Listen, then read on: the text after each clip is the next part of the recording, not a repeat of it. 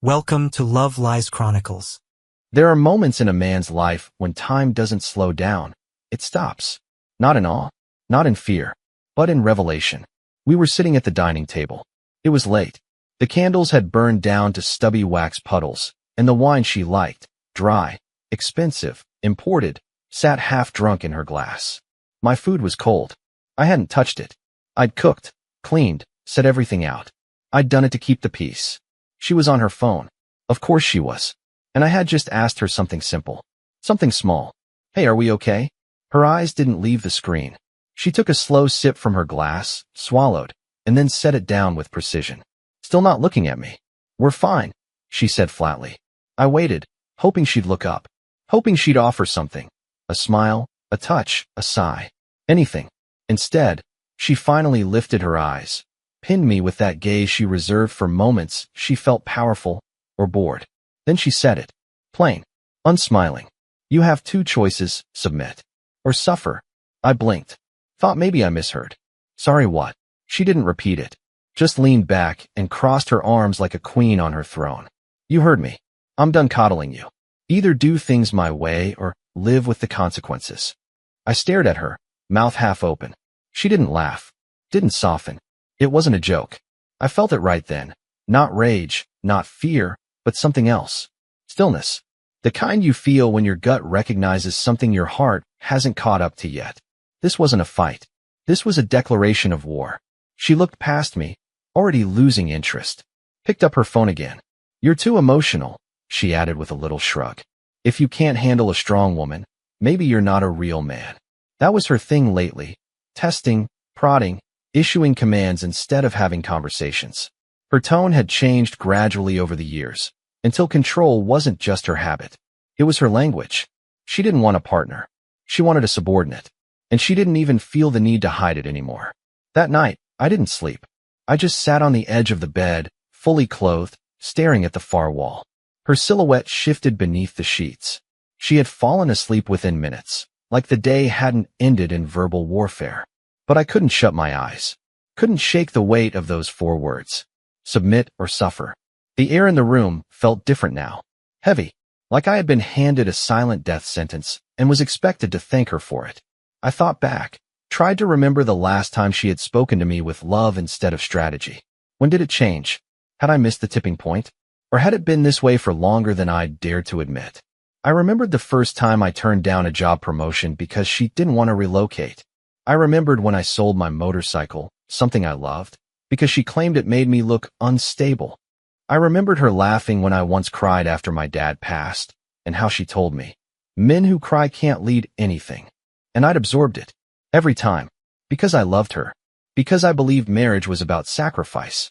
But looking back now, I didn't sacrifice for love. I surrendered to control. I got up before the sun and took a shower longer than usual. Not because I needed to, but because I wanted to feel something. Water pressure.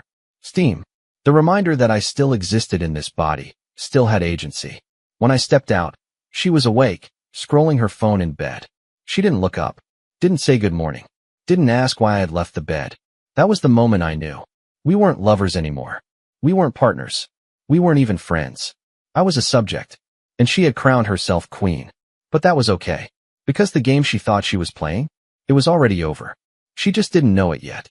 It's strange, the things your mind replays when you're waking up from a long lie. Not just the big betrayals, but the small, quiet ones. The kind you forgive too easily because they come wrapped in a smile or a kiss. Or because you don't want to rock the boat. Now that I'd heard her say it, submit or suffer, it was like every moment I had dismissed as normal came roaring back, wearing its true face. I had this old Dodge. Nothing flashy, but it was mine.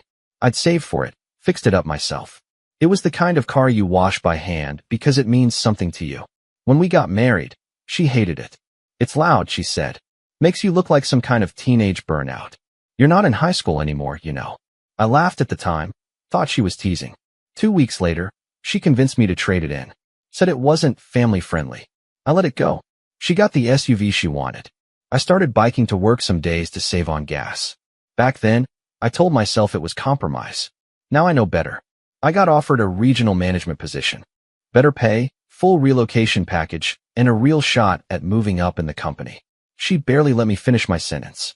So, you're saying I'd have to quit my job and move away from everyone I know so you can sit in an office all day? I paused. No, I mean we could talk about it. Maybe visit the area, feel it out. She cut me off. Forget it. I'm not starting over because you got a little raise. She didn't say congratulations. Not once. I turned the offer down the next day.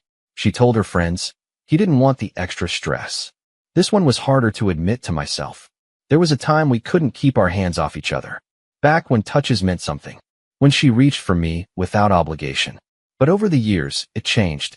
First it was the late nights. The headaches. The complaints that I was needy.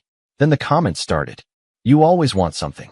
God, can't you just hold me without expecting anything? You're worse than a teenager.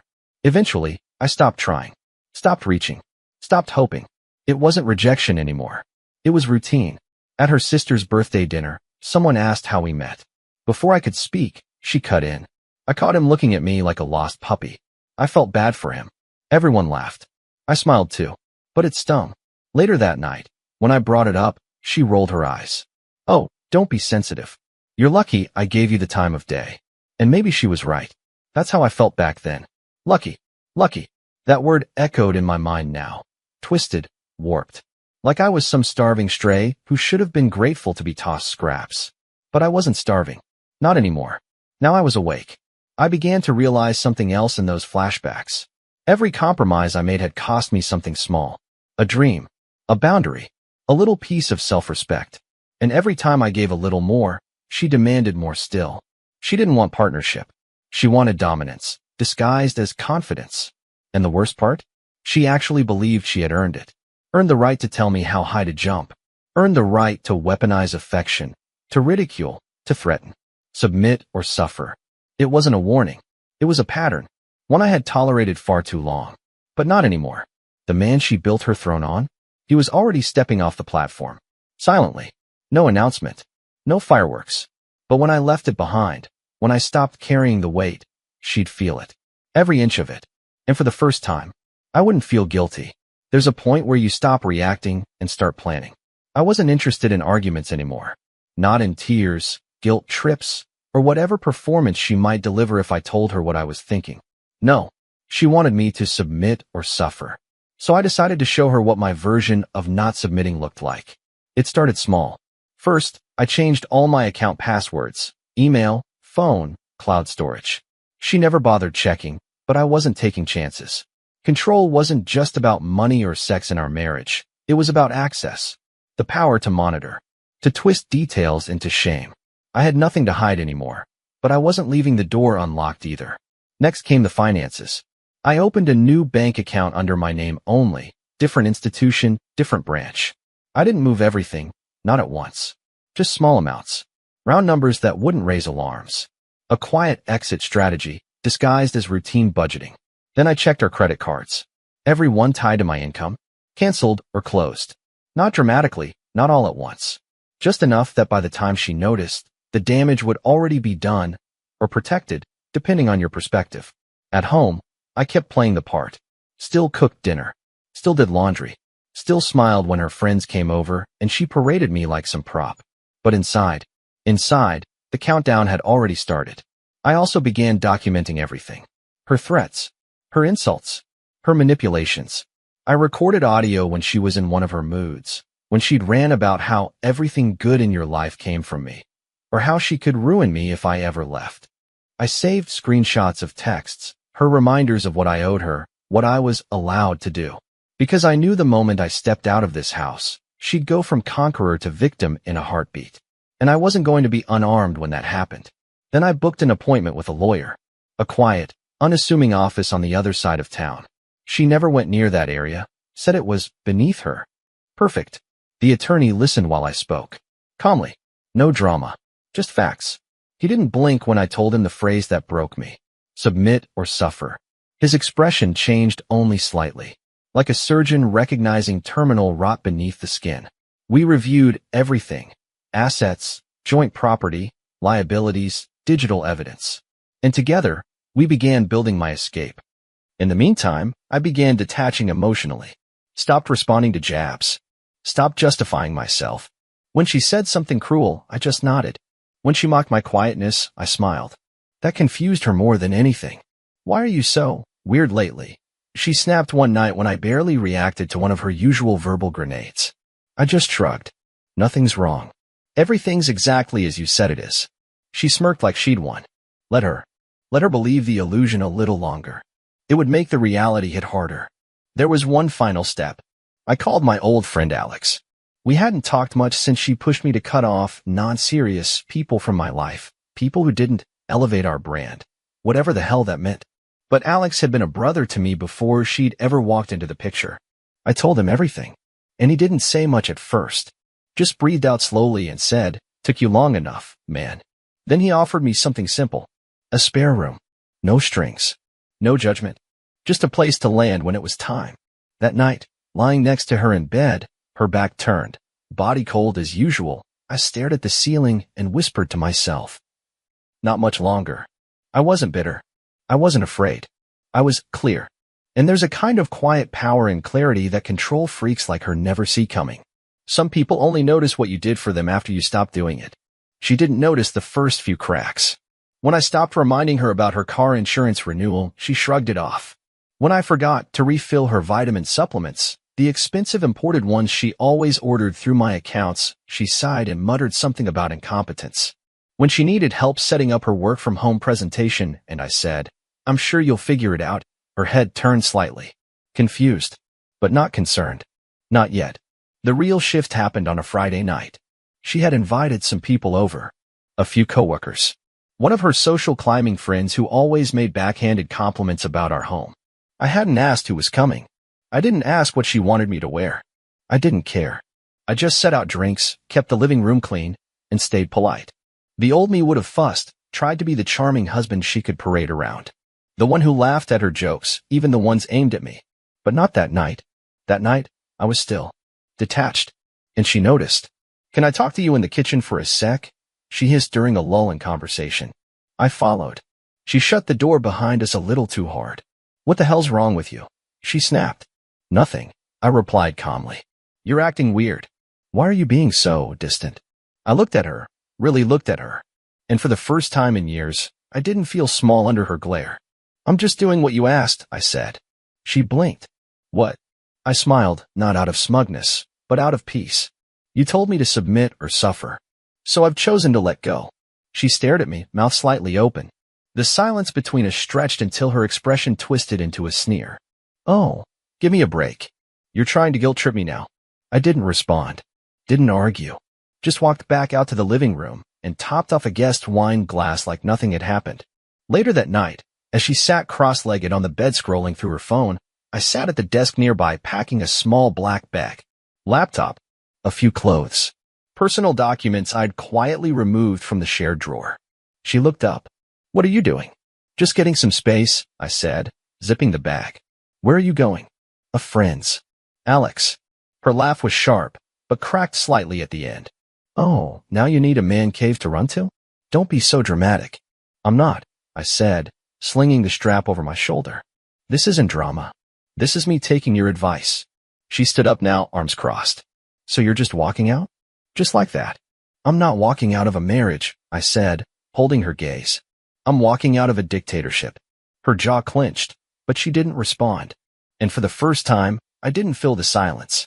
I walked past her, calm and quiet, the way someone walks out of a building that's already collapsing. Outside, the night was cool. I didn't feel euphoric. Didn't feel righteous. Just free. Not in a loud, movie scene kind of way, but in that deep, cellular way your body reacts when it realizes the danger has finally passed. She texted an hour later. "Really? You're going to be this childish?" I didn't respond. A second message came. "We'll see how long you last out there on your own." But the thing she didn't understand was I hadn't been on my own until now. I'd been captive, shackled to a queen who only knew how to rule, not love. Now I was finally alone, and it felt like oxygen. The thing about ultimatums is, you better be damn sure the other person can't live without you. Because when they can, you don't just lose the argument, you lose everything. The first trimmer came just 3 days after I left. She tried to use the joint credit card for a hair appointment. Declined. Then again for a skincare order she made monthly without thinking. Declined. She texted me that night, just one word. Seriously. No, hi. No, how are you? Just a cold reminder that she was used to access. I didn't respond. Then came the work questions. Alex had heard from a mutual friend. Her office had started whispering. Apparently, she mentioned me during a team lunch and said, "He's having a little mantrum. He'll be back." But one of the newer hires, who didn't know our dynamic, asked casually, "Wait, your husband left? Why?" She stammered, then waved it off. But people started paying attention. I wasn't the only one who noticed how she spoke to people. Without me around, her tone, always sharp, always dismissive, didn't have a buffer anymore. By the end of the week, 2 coworkers had unfollowed her on social media. Small things. But she noticed. Back at the house, she called. Blocked number. I answered out of curiosity. Her voice was tight, pretending to be casual. "I don't know what this little performance is supposed to be, but you've made your point. Come home, and we'll talk like adults." I paused, then said, "We never talk like adults. We just obeyed your rules." Click. The lawyer filed the paperwork the following Monday. Clean. Precise. Everything documented. The recordings, the threats, the email she once sent calling me an investment that better perform, all neatly compiled. The divorce was filed with costs. It startled her.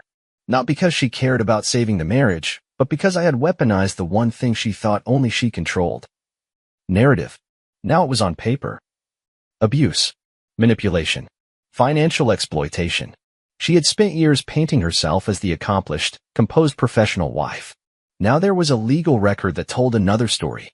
I didn't gloat, didn't post anything, but the silence itself made her spiral. Her friends stopped calling as often. The ones she used to brag to started going quiet when she changed subjects. Her girls' night photos dried up. Her captions got vague. People noticed. Then came the final straw. She tried to renew the lease on her luxury SUV.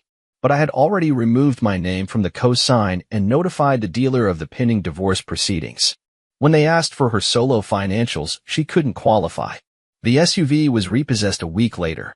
Alex sent me a photo. He'd spotted it at the dealership lot, already being washed for resale. The Queen's Chariot? Gone. She sent one last message. Long, emotional. Rambling. I didn't mean what I said like that. I was trying to motivate you. You always said I was the strong one.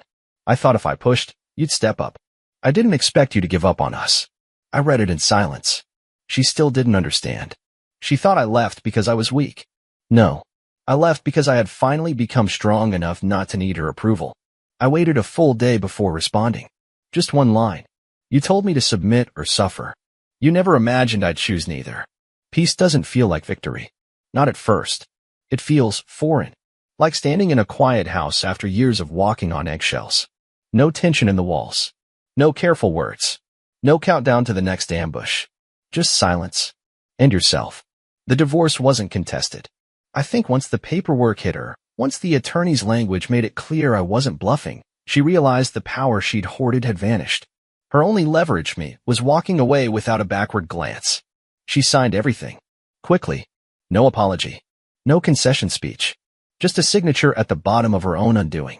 The last time I saw her in person was at the legal office, neutral ground, cold air, and 2 pins on the table.